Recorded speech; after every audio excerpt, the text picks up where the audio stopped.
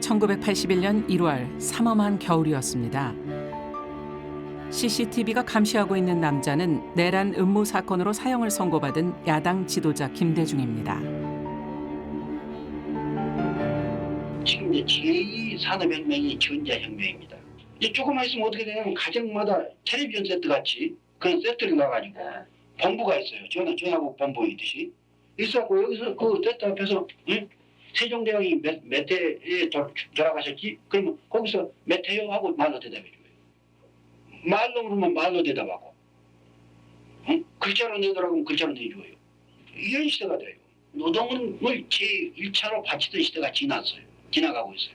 이것이 지금 이제 이제부터 인류 앞에 주어진 과제예요. 그런데 그게 미국 얘기가 아니라 바로 우리 얘기예요. 우리도 미국과 동시는 못 하더라도 한 10년 차이 주고 따라갈 수가 있어요. 격동의 80년대 군부 정권의 시대가 저물고 3조 호황의 경제 성장기를 지나 김영삼 정부가 출범했습니다. 국가 부도의 위기 속에서 정계를 은퇴한 정치인 김대중이 돌아옵니다. 쿠데타나 무력 없이 선거를 통해 평화적 정권 교체를 해낸 첫 야당 출신 대통령이었습니다. 21세기 첨단 산업 시대에 기술 강국으로 등장할 수 있는 정책을 과감히 추진해 나가겠습니다. 벤처기업은 새로운 세기의 꽃입니다. 이를 적극 육성하여 고부가 가치의 제품을 만들어 경제를 비약적으로 발전시켜 나가겠습니다.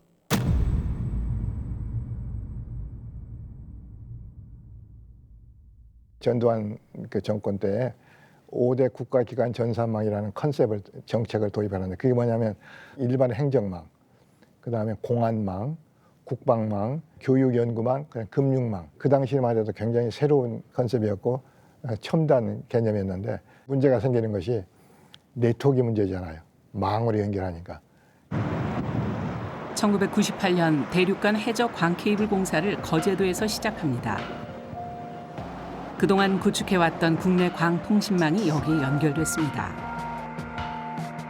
위성 인터넷보다 훨씬 빠른 광케이블을 기반으로 정보통신망 구축을 완료합니다. 초고속 인터넷 서비스의 시작이죠. 데이터에서 동영상 인터넷까지 ADSL은 한국통신. 초고속이라 짜릿하다. 보통이 아닌데. 그들만의 초고속 인터넷. 민간 사업자들의 경쟁으로 초고속 인터넷 사용료도 저렴해졌죠. 다행히 김대중 대통령이 우리는 정보화 시대에 뒤지면 안 된다 해서 인터넷 인프라를 그야말로 전국에 깔았거든요. 쓰는 사람 별로 없을 때 깔았는데 그게 1,000만 명 이렇게 돌파한 게 2002년일 때 1,000만 명 넘어갔어요. 초고속 인터넷과 함께 PC방 시대가 열렸습니다. 고성능 컴퓨터와 PC 게임을 만난 아이들은 틈만 나면 인터넷과 연결되고 싶어 했죠.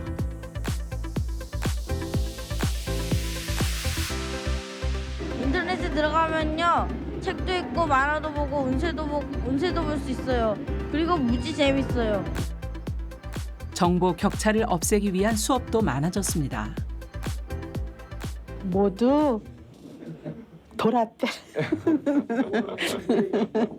지금 배워서 뭐 하겠느냐고들 그러는데 친구도 뭘 하려고 그러는 게 아니라 그냥 알고 싶었어요. 초고속 인터넷과 함께 전자정부 사업이 본격화됩니다. 안문석 교수는 전자정부를 위한 민관 합동기구의 책임자가 됩니다. 전자정부 특별회는 특공대다. 종래의 모든 위원회가 보고서 몇 개 써놓고 끝났는데 우리는 그게 아니라 우리는 실질적으로 디지털 전자정부를 구축을 해서 돌아가게 만들어야 되는 역사적 사명을 태어났다. 위원장인 나부터 특공대 정신으로 갈 테니까 따라와라. 그렇게 해가지고 아주 강하게 밀어붙였어요. 그래서 대통령으로부터 전권을 부여받았죠. 우리가 자주 사용하는 홈택스, 나라장터, 전자민원 같은 서비스가 이 시기에 만들어집니다. 전자정부 사업은 정권이 바뀌어도 계속됐죠. 한국의 전자정부 시스템은 UN 전자정부 평가에서 3회 연속 종합 세계 1위를 달성합니다. 정권은 바뀌어도 전자정부 사업 이름은 바뀌어도 전자정부를 해야 되겠다는 생각이 대통령 머릿속에 들어갔고 그 대통령의 아젠다가 된 거예요. 한국 경제를 추동한 밀어붙이는 힘이 되는 수단. 그렇게 보면은 전자정부가 분명히 한국 경제의 설계입니다. 바야흐로 IT 강국이 된 대한민국의 닷컴 열풍이 시작됩니다. 회사명의 닷컴 이름만 붙어도 수십억 투자금이 몰려들었죠. 지금보다 상장 기준도 느슨해서 코스닥 상장을 준비하는 기업 수도 폭발적으로 증가했습니다.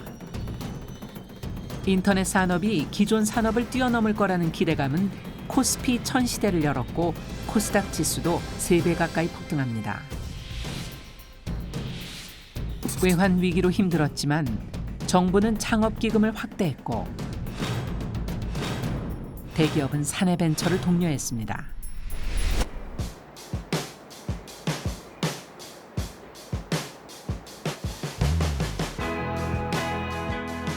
대학도 그런 분위기에 들썩였습니다. 21살의 송병준입니다. 진짜 벤처란 말 자체가 생소했기 때문에 동아리 이름도 그때는 벤처라고 지었습니다. 정말 그때는 뭔가 한번 젊음의 열정, 도전으로 패기로 죽을 각오로 한번 해서 내가 성공 한번 해보겠다 이런 마음으로 도전했던 것 같습니다. 30대 초반에 부자라고 소개를 했습니다. 근데 삼성의 이건희 회장을 제친 적도 있다고 그러는데 부자가 된 소감이 어떠세요? 글쎄요, 그렇게 실감되는 부분들은 아니고요. 혹시 지갑 좀 볼 수 있습니까? 지갑이요? 네. 갖고 계시면 그냥 이렇게. 열어봐 주세요. 억대 연봉 옵션 억대 연봉 옵션. 남 선배 저기 우리도 정말 그렇게 받을 수 있을까요? 걱정하지 말고 나만 따라오면 돼. 알았어? 김대중 정부가 벤처를 갖다 육성하는 것 그 자체는 뭐 좋았어요. 그런데 벤처를 육성하는 것이 외환위기 말하자면은 극복의 수단이 돼버렸어요. 그 바람에 거품이 이제 엄청나게 생기게 되고 결국 2000년에 거품이 이제 크게 터지고 스캔들도 여러 번 터지면서 동력을 잃어버려 가지고 다시 재정비가 필요했던 겁니다. 뭐 그런 거품이 한편으로는 좀 있었던 시기이기도 하지만 또 한편으로는 그 거품 속에서 진짜 본질을 추구했던 회사들이 지금 이제 큰 대기업이 된 회사들로 남아 있죠. 네이버나. 우리 생활 속에 깊숙이 자리 잡은 이 기업도 시작은 벤처였습니다. 사원들이 가지고 있는 참신한 아이디어를 공모해서 회사 내 독립된 기업을 만들어주는 사내 벤처 제도가 확산되고 있습니다. 지난해 사내벤처기업 공모에 아이디어가 좋은데요? 채택된 이혜진 과장. 이 과장에게는 3년의 시간과 회사 운영에 대한 전권이 주어졌습니다. 사내벤처하고 있었을 때 저희 직함이 김보경 대리였습니다. 그때 당시에 저는 서비스를 기획하기 위해서 사용자들이 어떤 검색어를 주로 쓰는지 매일 그 로그 파일을 분석을 하게 되죠. 트렌드를 읽고 이제 기획을 하게 되는데 문장으로 들어오는 검색어가 이제 나타나게 됩니다. 변기가 막혔는데 어떻게 뚫으면 좋을까요? 혹은 왜 나의 애창곡은 보통 18번이라고 부르나요? 이 컨텐츠를 쌓아가면 반드시 나중에 훌륭한 검색 대상이 될 거라고 생각을 하게 됐고 사람들의 그 경험에서 오는 이런 데이터들이 쌓인다면 굉장히 큰 힘을 발휘할 거라고 생각을 하게 됐습니다. 사용자들이 직접 질문과 답을 주고받는 지식인 서비스는 지식 공유 커뮤니티라는 포털의 새로운 기능을 만들어냅니다. 참여형 인터넷 문화의 시작이었죠. 전 세계에 있는 어떤 정보도 쉽게 접근할 수 있는 정보의 차별화가 없어지는 그런 시대로 변했던 거죠. 우리가 만들어내는 이 검색 서비스가 모든 그 사용자와 인터넷을 사용하는 사용자한테 도움을 줄 수 있다면 이 토대 위에서 우리는 어떤 서비스도 만들어서 성공할 수 있을 거다라는 그 믿음은 있었던 것 같습니다. 저희가 이미 그 인트라넷 서비스를 하면서 웹메일을 만들어 본 경험은 있으니까 그걸 좀 더 라이트하게 만들고 그리고 이제 좀 업무용이 아니고 일반인들이 쓰기 편하게 그런 이제 UI를 입혀서 한번 대용량 서비스를 한번 해보자라고 시작을 해가지고 만든 게 이제 한메일이고요. 이택경 대표가 만든 한메일, 한국 최초의 무료 웹메일 서비스였습니다. 그땐 열의 9은 다음 메일을 썼습니다. 그러다 보니 온 국민의 인터넷 시작 페이지가 다음이었죠. 웹메일로 시작해 야후를 앞서고 승승장구하며 카페를 선보입니다. 그 당시에는 메신저라는 서비스가 없던 시절이다 보니까 심지어 이제 커플들도 이제 미니 홈피나 메신저 대신에 어떻게 보면은 이제 커플들도 다 이제 카페를 하나씩 만들고 엄청나게 많이 썼습니다. 다만 이제 개인적으로 약간 미련이 있다면 그 이제 야후는 저희가 이제 제쳤지만 결국 나중에 한 2024년쯤부터 네이버에 다시 밀리기 시작을 했는데 좀 세계적인 추세가 검색으로 좀 헤게모니가 넘어가던 시절이었고 그래서 미국도 어떻게 보면 기존의 야후보다는 이제 구글로 이제 어떻게 보면 이제 강자가 바뀌는 시기였고 검색 기술을 기반으로 1위에 올라선 네이버는 이후 라인과 네이버 페이를 출시했고 반면 다음과 카카오는 2014년 합병을 합니다.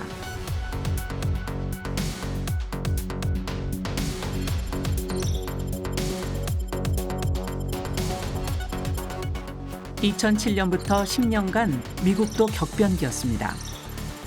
전통 산업을 제치고 클라우드 모바일 플랫폼 기업들이 자본시장의 중심에 올라섰습니다.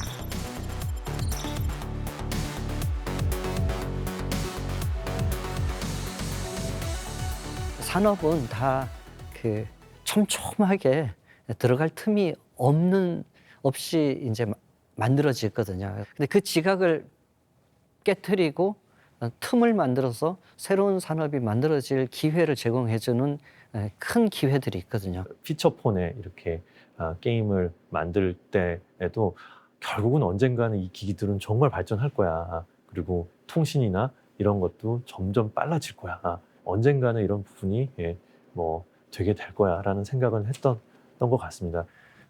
사실 저는 아이폰 때문에 창업했습니다. 그 스마트폰을 보자마자 너무 설렜어요. 그리고 이걸 모든 인류가 쓰게 될 거라고 생각했고요. 그 설렘, 제 마음속에 찾아온 그 설렘을 무시하지 않은 거죠. Today, we're introducing 3 revolutionary products of this. 혁신의 아이콘, 아이폰이 등장합니다. 3 separate devices.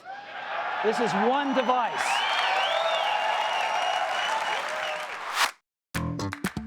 스크린을 터치하면 조작되는 아이폰은 하드웨어 자체가 미래의 상징이었습니다. 손끝으로 제어되는 주머니 속 작은 컴퓨터. 우리는 스마트폰과 24시간 연결된 채 살아갑니다. 이리도 권이야. 조건하고 바인이 1이고 2PM이 2위로 들어서 야 이거. 다른 때 같으면 제가 이제 가수 활동을 할 때는 회사 경영 일을 할 수가 없는데 지금은 가수하면서 무대 올라가기 전에 또 무대에서 내려와서 계속 또 사무 일을 봐요. 이게 휴대용 컴퓨터 역할 또 휴대용 TV 역할을 완벽하게 해주기 때문에 옛날 같으면 이렇게 가수 활동을 하면서 회사를 경영한다는 건 꿈도 꿀 수 없는 일인데 지금은 가능하죠. 언제 어디서나 일을 할 수 있기 때문에. 어디서나 연결되는 스마트폰을 쓰기 전 우린 피처폰을 쓰고 있었습니다. 1등인 노키아, 한국의 애니콜 다 피처폰이죠. 피처폰과 스마트폰의 가장 큰 차이는 운영체제. 스마트폰 시대를 준비하던 삼성은 새 운영체제가 필요했습니다. 2007년에 실무 수석 한 사람이 저한테 찾아왔어요. 이게 유럽 사업자들이 안드로이드 테스트하는 이런 준비를 하는 것 같습니다. 그때 왜냐하면 사업자들이 안드로이드를 준비하냐 안 하냐는 우리 제조사 입장에서는 굉장히 큰 정보였었거든요. 우리 소프트웨어 인력들을 한 3,000명 되는 사람들을 거의 한 6개월에 걸쳐 가지고 안드로이드 교육을 우리가 시켰습니다. 이 피처폰의 개발 조직을 거의 전면적으로 스마트폰 개발 조직으로 전환을 한 겁니다. 삼성페이가 그렇습니다. 진정으로 소비자들이 원하는 혁신이 갤럭시가 도입한 새로운 운영체제는 구글의 안드로이드입니다. 다양한 앱이 안드로이드 위에서 태어났습니다. 애플도 맨 처음에 스마트폰이 나왔을 때는 그 앱 생태계가 그렇게 폭발적으로 발전할 거라고 어느 누구도 생각을 못했을 겁니다. 굉장히 다양하고 파워풀한 어떤 그 서비스라든가 이런 것들이 이 안으로 들어올 수 있겠다라고 하는 통신 쪽을 좀 이해를 하고 있었던 사람들은 굉장히 어떤 그 위협감을 많이 느꼈죠. 거리에 애플 스토어가 있다면 스마트폰에도 스토어가 있습니다. 다양한 카테고리의 앱을 쉽게 찾고 다운로드하고 업데이트할 수 있는 스마트폰 환경. 기업들은 새롭게 열린 앱 생태계에서 기회를 찾았습니다. 카카오도 이때 모바일 메신저 기업으로 변신합니다. 모바일 중심으로 완전히 새로운 설계를 한 거죠. 2009년 말에 모바일 회사로 완전히 방향을 선회하면서 카카오톡이라는 서비스를 내고 회사 이름도 카카오로 바꿨습니다. 아이폰을 출시를 기점으로 스마트폰 시대가 한국에서 본격적으로 열리면서 기존에 하고 있던 모든 서비스를 다 중단하고 모바일 서비스에 집중하기로 결정을 했었거든요. 다양한 오픈 플랫폼을 만들어서 같이 성장할 수 있는 그런 모바일 생태계를 만들려는 걸 꿈꾸고 있는데요. 그런 생태계가 만들어지는 것이 어떤 이런 위기이자 기회를 잡고 새로운 어떤 IT 강국으로 성장할 수 있는 그런 전략이 아닐까 싶습니다. 스마트폰 안으로 교통, 은행, 쇼핑 서비스가 들어옵니다. 그 전환의 국면에서 가장 큰 영향을 미친 건 무선 통신 기술이었습니다. 카카오톡이 2011년에 제 기억에 가입자가 1,000만 명이었었어요. 근데 2013년에 일반 국민들이 내가 찍은 사진 플러스 고화질의 동영상을 보낼 수가 있었거든요.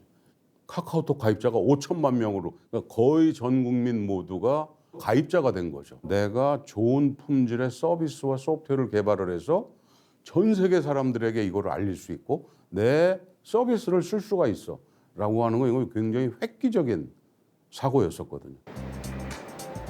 국민 메신저는 3G에서 LTE, 5G로 이어지는 무선 통신의 변화 위에서 진화했습니다.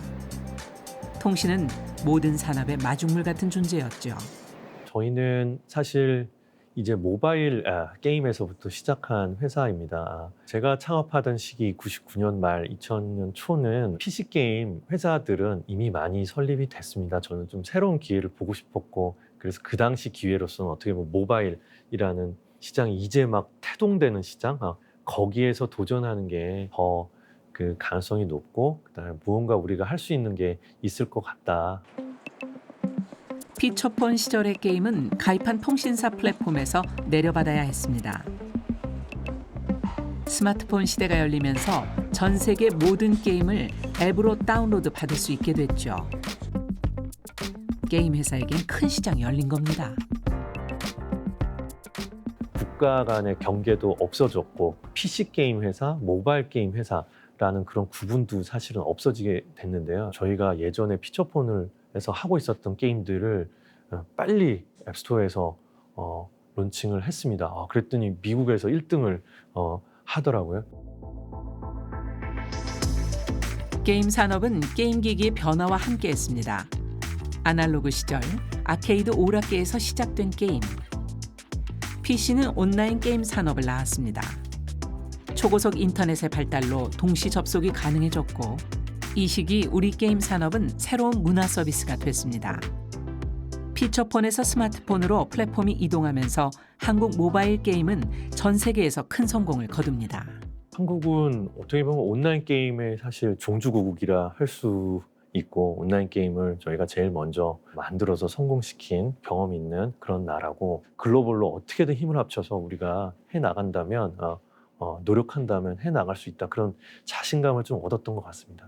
상시적으로 모두가 인터넷에 접속이 가능하고 길거리에서도 그런 커뮤니케이션이 가능하다고 한다면 기존과 완전히 다른 인류의 경험을 바꾸는 어떤 지축이 될 거라는 생각이 본능적으로 들었고요. 그래서 당시로는 이제 치과의사였는데 개원하기 전에 앱이나 하나 만들어 보자. 뭐 잃을 게 뭐가 있겠어. 이렇게 시작했던 게 15년 전에 토스입니다. 우리에겐 간편 송금으로 알려진 기업이죠. 토스입니다. 보수적인 금융업에 뛰어든 이 스타트업을 간편 송금 앱으로 기억하는 이들이 많지만 이젠 증권, 대출, 자산 관리 같은 다양한 서비스를 합니다. 금융 서비스라고 할 만한 게 너무 없었어요. 다른 선진국들 또 한국과 유사한 정도의 경제 규모를 갖고 있는 곳에서는 너무 당연하게 몇십 년 전부터 누리고 있던 그런 서비스들이 한국에만 없는 게 좀 이상하더라고요. 그래서 그때부터 비바 리퍼블리카, 즉 토스 팀의 사명은 다른 나라들이 가지고 있는 수준의 금융 서비스를 제공하는 게 중요하다. 창업 14년 만에 토스는 국민 10명 중 6명이 사용하는 금융 플랫폼이 됐습니다. 네카라, 쿠베당토 같은 유니콘 기업들도 모바일 플랫폼으로 무게중심을 옮겼습니다. 우리는 그 속에서 살게 됐죠.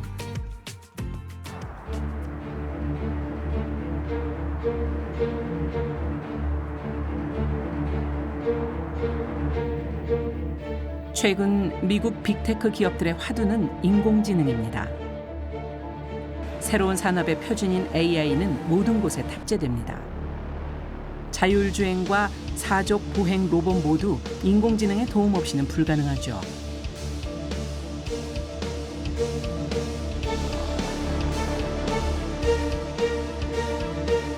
대화형 AI의 등장으로 이젠 누구나 그 변화를 실감합니다. AI 시대가 이제 왔잖아요. 근데 이제 AI에서 이제 가장 중요한 게 뭔가 하면은 컴퓨팅 파워, 그 다음에 필요한 게 데이터가 있어야 돼요. 그죠? 그 다음에 이제 모델이 있어야 됩니다. 그런 이 세 가지가 있어야지 이제 AI 산업이 이루어지는 거예요. 그럼 그 중에 이제 가장 이제 큰 게 컴퓨팅 파워예요. 인공지능 국제 컨퍼런스에서 엔비디아의 CEO 젠슨 황이 등장했습니다. And so, ladies and gentlemen, I would like to introduce you to a very, very big GPU. This is Blackwell.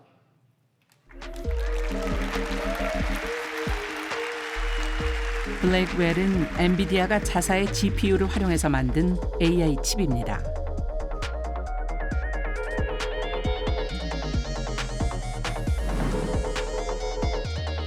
AI 연산이 가능한 GPU의 성능은 HBM에 의해 좌우됩니다. 여러 장의 D램을 쌓아서 만든 고성능 메모리 반도체인 HBM은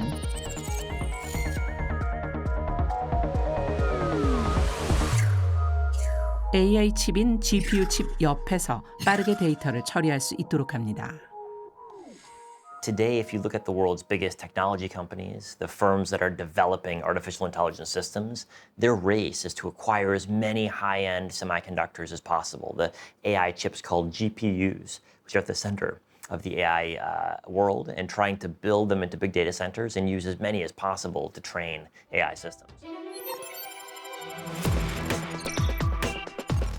엔비디아는 인공지능 반도체 시장 성장세에 힘입어 2024년 6월 세계 시가총액 1위 기업이 됩니다.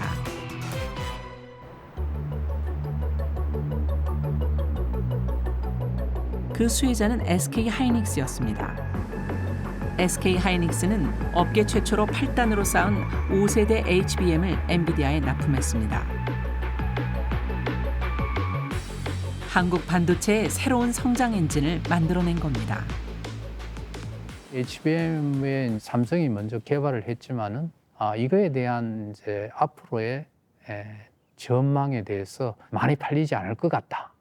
이렇게 이제 처음에는 예상을 했죠. 그런데 엔비디아의 GPU가 나오면서 이게 솔루션이다. 이렇게 되니까 SK 하이닉스가 굉장한 이익을 얻게 된 그런 게 됐고, 결국은 이제 지난 분기에 D램에서 1위를 하는 그런 상황이 됐다고 봅니다. 하이닉스의 기술력은 D램 점유율 1등이라는 성과를 안겨줍니다.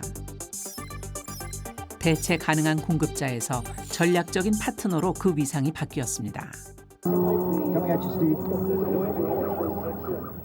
2003년 콜로라도의 가파른 자동차 경주 코스를 달리는 이 자동차는 전기차입니다. 리튬 이온 전지를 탑재하고 있죠. 사실 저희가 오픈하기가 어려운 그런 제품이 되겠습니다. 왜냐하면 저희가 일본보다 앞서서 개발하고 있는 상당히 첨단 제품에 속하기 때문에 1990년대 중반 LG 에너지 솔루션은 소형 전지에서 자동차용 전지 회사로 변모를 한 뒤 자동차용 리튬 이온 전지 개발에 매진합니다. 엉뚱한 얘기일지 모르지만 일본이 하면 우리도 한다. 반도체 처음 시작할 때 전부 다 안 된다고 얘기했던 걸로 기억하고 있어요. 심지어 삼성이나 LG나 현대나 다 어떻게 우리가 한국이 이런 걸 할 수가 있겠느냐. 그리고 그 회사들도 다 굉장히 오랫동안 적자를 봤어요. 7년, 8년 적자를 봤지만 그걸 극복하고 했기 때문에 이 전지도 반드시 우리가 할 수 있다는 그런 신념을 갖고 했습니다. 영상 속에서는 패기만만해 보이지만 사실 돈 안 되는 사업을 하는 괴로움이 컸습니다. 저희가 소형전지 사업을 1999년부터 시작했는데 계속 적자를 봤어요. 사실 그 적자는 2007년까지 봤습니다. 소형전지도 계속 적자를 면하지 못하고 있는데 자동차 전지를 새로 시작한다는 건 회사 내에서는 사실 설득되기 어려운, 납득하기 어려운 그런 제안이었고요. 그 끈이 이제 굉장히 아슬아슬하게 이제 연결된 상태에서 가고 있었고요. 석유화 기업이었던 LG 에너지 솔루션에게 2차 전지는 새로운 성장 동력이었습니다. 노트북, 휴대폰 같은 소형 전지를 거쳐 1999년 세계 최초로 원통용 리튬 이온 전지 양산에 성공하고 자동차용 개발을 시작했죠. 첫 번째 기회가 왔습니다.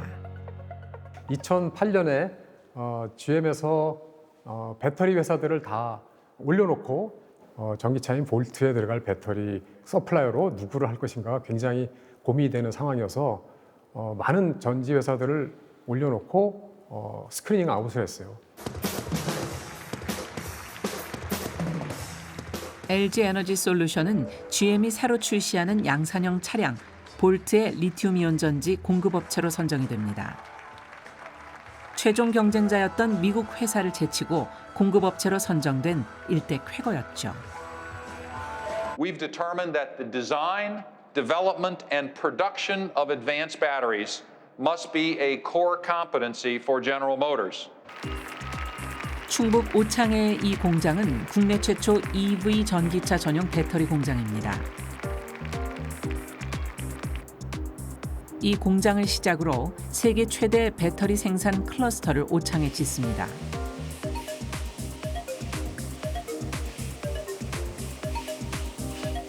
배터리 산업 중에서도 가장 치열한 기술 경쟁이 이루어지고 있는 전기차용 배터리 시장. LG 에너지 솔루션은 2030년까지 2차 전지 세계 점유율 40%를 차지하는 것이 목표입니다. 이 제품이 최종 전지고요. 실제로 자동차에 들어갈 때는 이런 제품들이 자동차에 따라서 200개에서 300개 이상 구성이 돼서 하나의 팩으로 만들어지게 됩니다. 1990년대 초반까지 일본에 비하면 10년 이상 기술이 뒤처져 있었습니다. 한때 2천억 원의 적자를 기록하기도 했죠.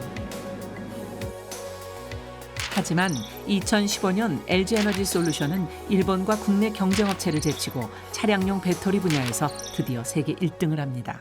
배터리라는 거는 모든 산업하고 연결이 됩니다. 휴머노이드 로봇하고 연결되고 앞으로 자율주행 자동차에도 연결되고 수소 경제에도 연계가 되거든요. 거기에 필요한 배터리들은 아까 말씀드린 그 다양한 종류의 배터리들이 그런 다양한 애플리케이션에 계속 활용될 것이다. 이렇게 보고 있어서 이 전지 산업은 절대로 포기하면 안 됩니다. LG 에너지 솔루션은 포기하는 대신 세계 최대 배터리 공장, 더 나아가 미국, 중국, 폴란드에 자체 생산 공장을 지었습니다. 배터리 산업에서 주도권을 갖는 건 국가 경쟁력 차원에서 중요합니다. 다양한 원재료의 부품을 공급하는 기업을 함께 이끌고 가기 때문입니다. 리튬이 중요하다라는 거는 2차 전지 밸류체인 내에 있는 기업들이 어느 정도 인식은 하고 있었습니다. 리튬이 굉장히 중요하다. 근데 다 이게 조달을 잘 받을 수 있는 것만 과거에 생각을 했고, 지금도 그 결정을 이렇게 광산 인수까지 해야 된다라는 결정을 내리긴 쉽지 않은데, 포스코는 2018년에 리튬 영호를 인수합니다. 해발 약 4,000m 고산지대. 이곳에 생산 공장을 지었죠. 이곳 아르헨티나 리튬 공장에서는 수산화 리튬을 생산합니다. 수산화 리튬은 전기차 배터리의 핵심 구성 요소죠. 포스코는 철강만 하고 있기 때문에 새로운 성장 엔진에 대한 갈증 같은 것들이 있는 것 같아요. 공장을 만들어서 생산을 하는 제조업의 한계를 뛰어넘는 비즈니스의 확장, 새로운 설계라고 볼 수가 있겠고요. 포스코는 철강 사업으로 익힌 공정에 대한 노하우를 리튬에 녹여내고 있습니다. 어떤 산업이든 한국이 먼저 시작해서 끌고 나갔던 산업은 많지는 않은 것 같아요. 한국 기업들의 강점은 이렇게 초기 산업에 좀 더 빨리 의사결정을 해서 뛰어들어서 글로벌 경쟁력을 확보하는 부분에 있어서는 큰 강점을 가지고 있는 것 같습니다. 제조업을 가지고 더 멀리 갈 수 있지만 거기에 또 한계가 부딪힙니다. 제조업이 만들어내는 부가가치가 대한민국 같은 경우에 전체 GDP의 한 25%, 이게 역사상 거의 가장 높은 수준일 거예요. 뭐 중국 한 30%라고 하는데 더 이상은 못 갑니다. 그러면 나머지는 다 서비스업인데. Globalization is marked by this increasing importance of intellectual property, of intangibles, and the diminishing importance of physical goods. There's this change in consumer needs, which is really based on slow population growth and population aging. So the world is aging. There are a number of countries where more than half the people are above the age of 40, and birth rates are quite low. They're not buying new furniture. They're not buying so many clothes. They're not buying so many cars. So there's a change in spending patterns that comes with the aging of the population. We're seeing a lot of growth in services and less growth in trade in goods. 1950년대 평균 23세 내외였던 주미 연령이 33세가 됐습니다. 전 세계가 늙어가고 부유한 국가일수록 더 빨리 늙어갑니다. 인구 분포는 산업에도 영향을 미칩니다. 완만해 보이지만 사실 전 세계 모든 나라가 GDP 대비 서비스업의 비중이 높아지고 있습니다. 잘 사는 나라는 서비스업도 경쟁력이 있습니다.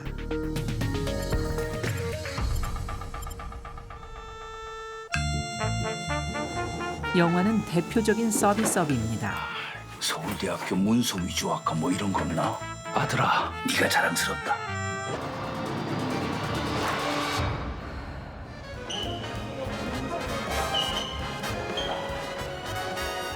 우리 영화가 세계영화제에서 상을 받는 건 이제 낯선 풍경이 아닙니다.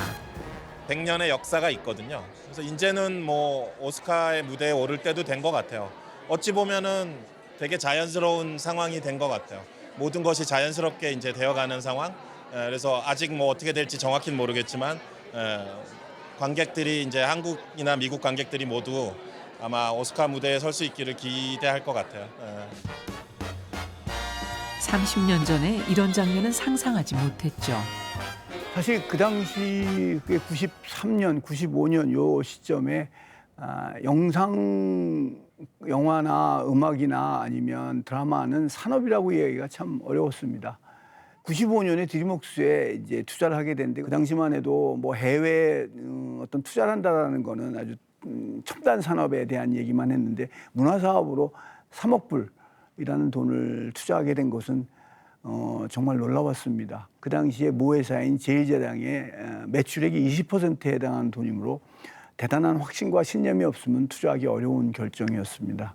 우리나라 최초의 멀티플렉스 극장이 될 CGV 강변 극장이 다음 달 4일 개관을 앞두고 내일부터 개관 기념 영화 축제를 벌입니다. 미국의 영화 제작사 드림웍스에 투자하면서 영화 산업에 진출한 CJ E&M. 단관 극장 시대를 끝내고 멀티플렉스 시대를 열었죠. 또 1995년부터 시작한 영화 투자 배급 사업을 통해 다수의 흥행작을 내놨습니다.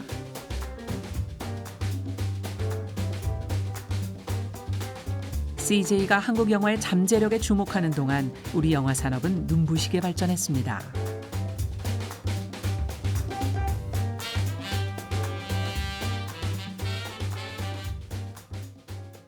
CJ는 생활문화 기업입니다. 그 기업에서 국내에서 경쟁했을 때 그 시장의 한계라는 건 아주 명확히 존재하는 바고, 그래서 CJ의 많은 것들이 글로벌에 대한 사업 시작서부터 생각을 많이 갖게 됩니다.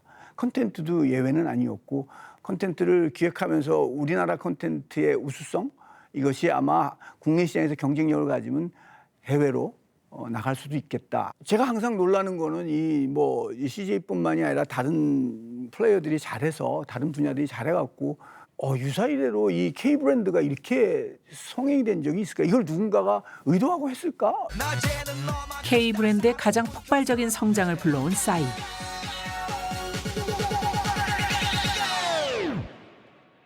오빤 강남스타일. 싸이의 뮤직비디오는 무수히 많은 패러디 동영상을 낳았습니다. 소비자들이 직접 문화 콘텐츠를 만드는 새로운 소비 경험을 하게 된 거죠.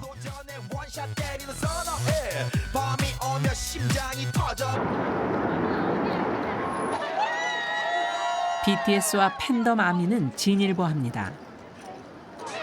팬덤이 K-팝 산업의 공동 창조자가 되는 새로운 무대를 만들었습니다.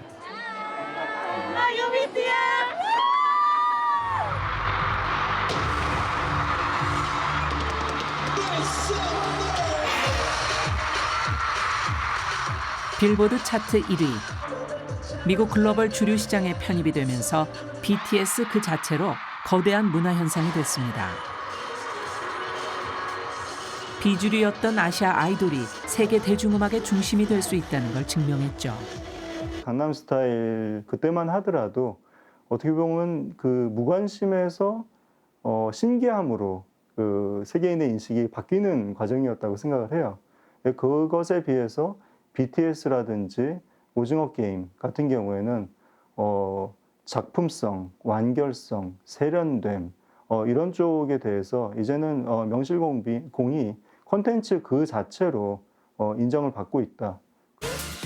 요즘은 완성도 높은 한국 문화를 하나의 패키지로 보여주는 상품도 있습니다.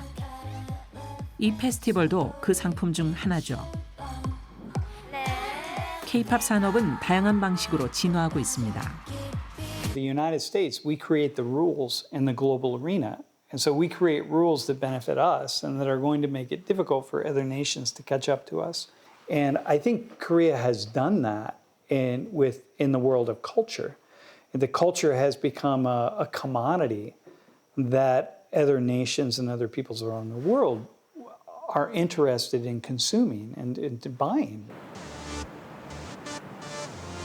문화가 전파되는 것이 순조로울 때도 있지만 서로 부딪힐 때도 있습니다.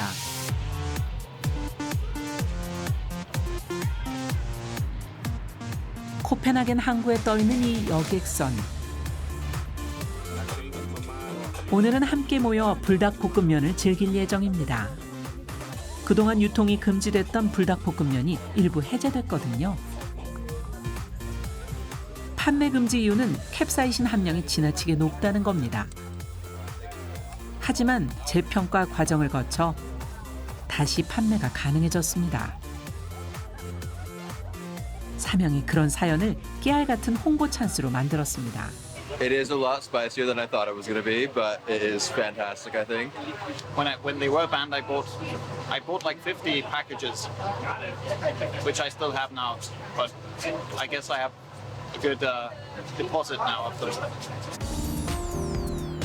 연면적 1만 평에 연간 8억 3천만 개의 라면을 생산하는 이 공장은 말 그대로 수출 전진기지입니다. 불닭볶음면의 다음 목표는 누구나 즐기는 콜라 같은 브랜드가 되는 것입니다. 그런 날이 머지않았습니다. 2012년 출시된 불닭볶음면은 현재 100여 국에 수출되고 있습니다. 번역에 맞는 고유의 맛과 한국적인 맛을 콜라보해서 거기에 맞춘 확장 전략으로서 수출을 확대해 나가고 있습니다.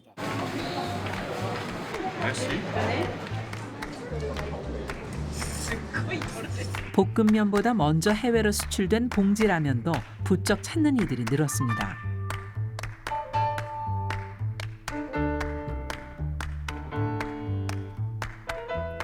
최근 들어 인기를 얻고 있는 김밥. 대한민국 간편식의 대표주자 김밥은 건강식 이미지와 함께 마트에서도 킴밥이라는 우리말로 판매가 됩니다. 알록달록해서 사진을 찍으면 예쁘게 나오는 국민 간식. 이들이 김밥을 즐기는 이유입니다. K-팝이나 이런 문화 쪽으로 해외에 퍼져나가면서 한국 음식도 저는 뒤따라갔다고 봅니다. 우리 K-팝을 포함한 문화들이 퍼져나가면서 한국 음식도 먹을만 하구나, 맛있구나. 중국인들을 사로잡았던 K-뷰티. 이번에는 태평양을 건넜습니다. 온라인에서만 살 수 있는 것을 직접 써볼 수 있어 한국 화장품 팝업은 어디서나 인산인해입니다. 아모레 퍼시픽의 해외 최대 매출 국가가 지난해 처음 중국에서 미주로 바뀌었습니다. 뉴욕의 한 미술관과 공동으로 행사를 열기도 했습니다. K가 붙으니 화장품이 예술품처럼 보입니다. 놀라운 것은 어느 순간 갑자기 지난 한 몇 년 사이에 K로 시작하는 많은 것들이 지구상에 돌아다닌다는 거예요. 그게 우리가 갖고 있는 문화, 매력 자산이라고 저는 생각합니다. 한국이 갖고 있는, 누구는 소프트 파워로 얘기하지만 우리의 매력 자산이에요. Historically, the Korean economy has adapted very well to economic change. The question is, will it continue to do that? Can it adapt to a world in which physical production is less important and research, technology, intellectual property are much more important? The research, the thinking that's behind that product and behind the manufacturing of that product. So can Korea make this shift? 광복 후 전쟁의 폐허 속에서 80년간 이뤄낸 눈부신 경제 발전. 이 기적적인 압축 성장의 모든 순간에는 청사진을 그리던 우리의 설계자가 있었습니다. 의식주를 해결하고 에너지 자립을 위해 경공업과 중화학공업, 양날개로 날아올랐습니다. 무역으로 부를 창출하기 위해 세계화의 큰 물결 위에 올라탔습니다. 초연결 시대, 정보통신 강국으로 거듭나 플랫폼 경제의 새 틀을 짰습니다. 기존 제조업에 새로운 활로를 열었죠. 한 번도 가보지 않은 K의 시대. 메이드 인 코리아는 이제 고품격의 대명사가 됐습니다. 세계가 원하는 이 브랜드의 이름은 대한민국입니다. 꿈이라고 하는 것은 사실은 힘들 때, 어려울 때 꾸는 거거든요.